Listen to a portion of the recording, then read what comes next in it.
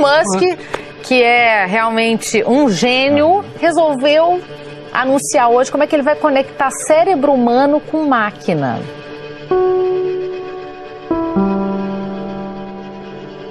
Agora, na madrugada de ontem para hoje, ele fez uma super apresentação mostrando como ele vai fazer isso. E é assustador. Ele quer colocar, literalmente, um chip no teu cérebro.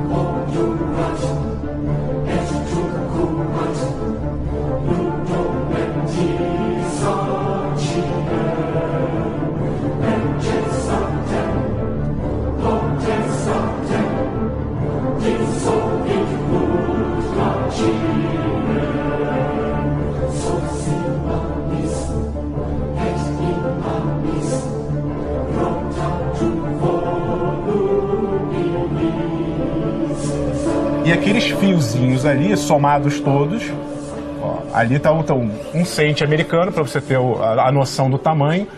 Esses fiozinhos, os chamados eletrodos, ele vai colocar dentro da sua mente. Está ali, ó, do lado direito, na parte superior. E a máquina que é usada para isso também é assustadora. É como se fosse uma máquina de costura. Sabe a máquina de costura que tem agulha e passa a linha? A linha, no caso, vão ser esses eletrodos. Ele vai implantar por meio de um robô, como se fosse uma máquina de costura robô, vai começar a furar o teu cérebro e implantar esses microfilamentos eletrônicos.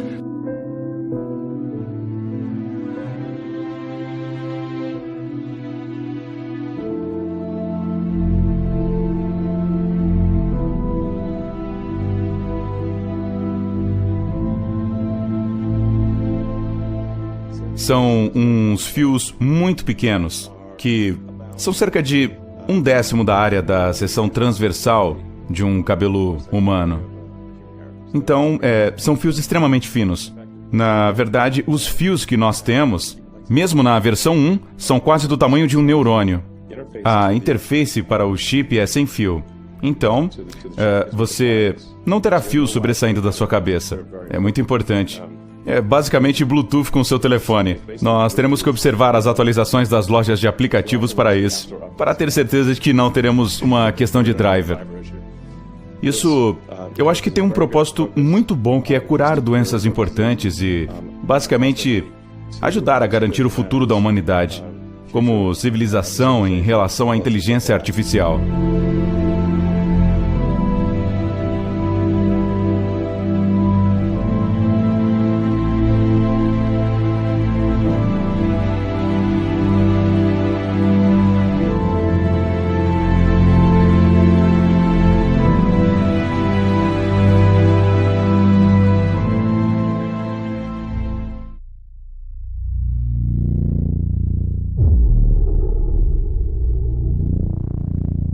This is the most exciting time in my entire career. And I think that is a result of the questions that can be answered today that we couldn't answer before. We're able to see connections in areas that once seemed totally separate. Julia, we've just met, but we have something in common. We've both been obsessed with consciousness our whole lives. I did a PhD in neurophysiology, and I don't think I understood consciousness any more when I finished the degree than when I started the degree. Why is consciousness so baffling? Because it's everything we have, all we are. So when I need to talk about consciousness, like now, I always say, what is it first, so we understand what it is. And as I said, it is everything. I define it as what goes away in the evening when you go to sleep and comes back the next morning when you wake up. And sometimes it comes back during the night when you dream. So consciousness is all we experience. And of course, if you eliminate experience from everything else, nothing is left as far as each of us is concerned. So experience means all the sounds and sights of life. It means all the feelings you might have had, will have, all the thoughts, all the wishes. Of course, it means yourself, your friends, your country, your place in the world. Everything is an experience. There's nothing but an experience for each of us. So that's consciousness. Okay, so we have the brain doing this. Now, many scientists today, particularly computer scientists, not so much neuroscientists, talk about maybe in the near future we'll be able to upload the totality of our being, our knowledge, but even our essence into a non-biological system. Do you think this is really possible? Copying a specific human is a lot harder, because if you wanted to upload me, you'd have to capture every detail of my personality and knowledge and skills and memories.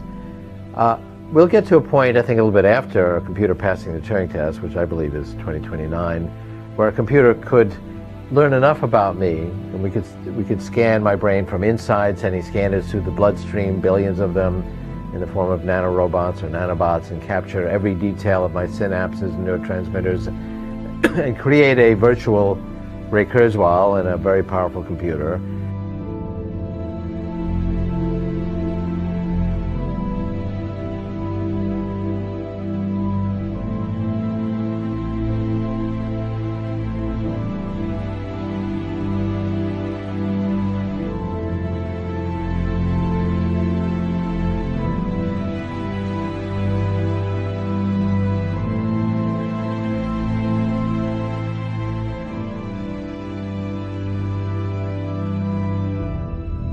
So the process from going from brain to mind is a difficult one.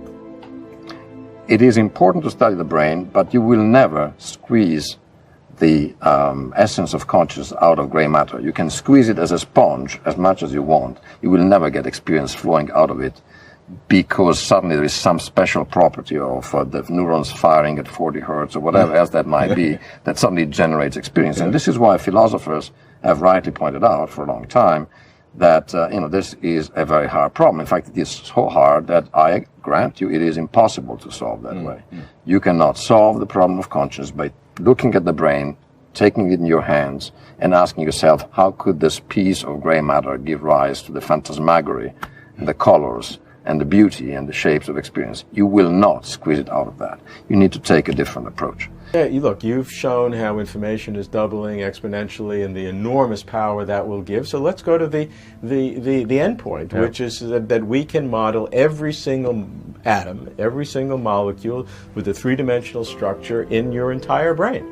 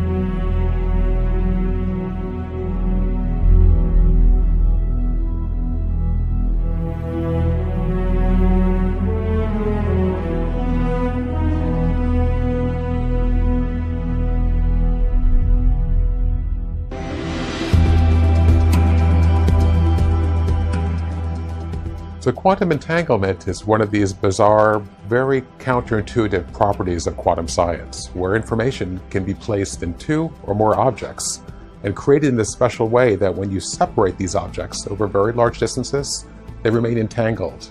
And looking at one piece of information or one object impacts all of the others. Normally, we say people doing experiments in different places are doing independent experiments. They have nothing to do with each other. But with quantum entanglement, we can actually make systems where everything that I'm doing is entangled, is mixed up with everything that you're doing, even though you're many miles away. We opted for a distributed structure, which was, in essence, a precursor of cloud computing that we all know today, and we called it the grid. With the grid, you are able to share resources, computing resources, storage resources. So you are able to share a lot of computers connected together and be able to use them as a single big computational resource. The Tier 0 Computer Center operates as just one part of the Large Hadron Collider computing grid, which is a worldwide organization, federation of data centers, that process the data that is produced by detectors. There are around 150 computing centers. Tier 0 is the computing center at CERN, and Tier 1 we have 11 big computing centers that are available there for us every day of the year, anytime. Only last year there were like 30 petabytes of data. This data all ends up in the Tier 0 data center. Then it is massaged a little bit, processed, and then it's sent off to Tier 1 data centers for further processing. The different LHC detectors are connected to the CERN Computing Center with a dedicated network of 10 gigabytes per second network. So it's a very powerful network. And they store this data permanently in tape storage. Then CERN is connected also to dedicated links of 10 gigabytes per second as well to 11 computing centers all around the world. This data is transferred, depends on the experiments, it goes to one or another. And then we have hundreds of other computing centers that are part of this WLCD, this LHC computing grid, where we are also processing and storing the data. So usually the data is doing a very big journey all around the globe.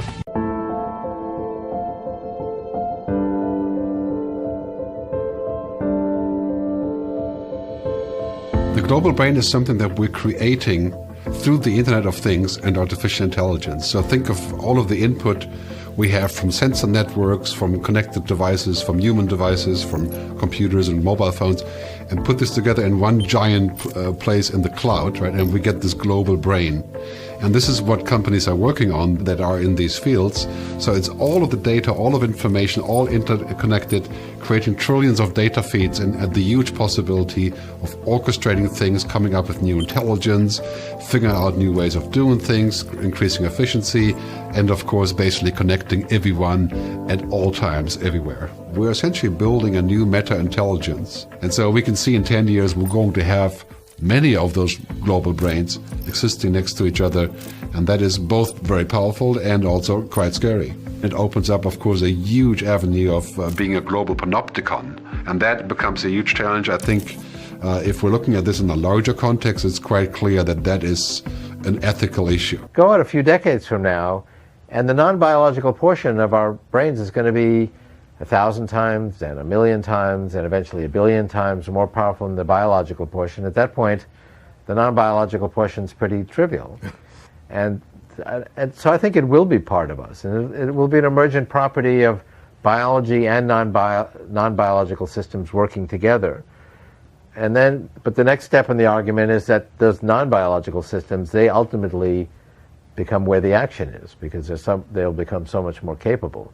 And they'll get to a point where they can easily, trivially simulate everything going on in the biological portion. You don't really need the biological portion.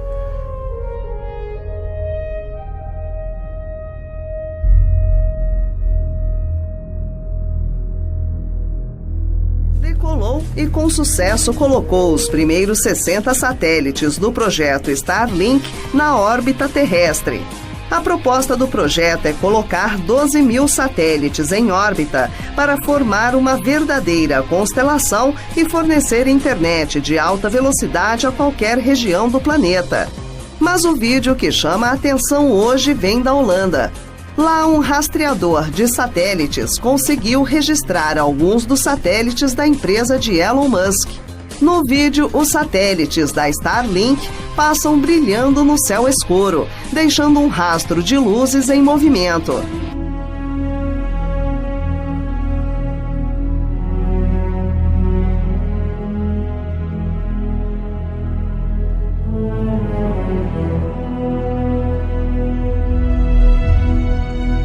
O cérebro global é uma metáfora da rede planetária de tecnologia da informação e comunicação, que interconecta todos os seres humanos e seus artefatos tecnológicos.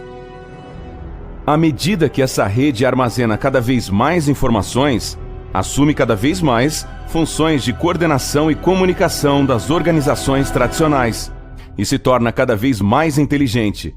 Ela desempenha cada vez mais o papel de um cérebro para o planeta Terra.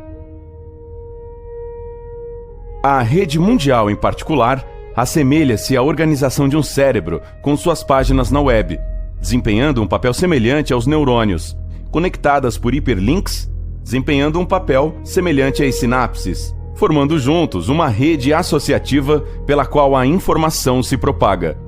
Essa propagação é semelhante à ativação disseminada que as redes neurais no cérebro usam para processar informações de maneira paralela e distribuída. Estamos caminhando para um governo tecnocrata, comandado por uma inteligência artificial senciente, personificado em um humanoide, o que a Bíblia descreve como a imagem da besta.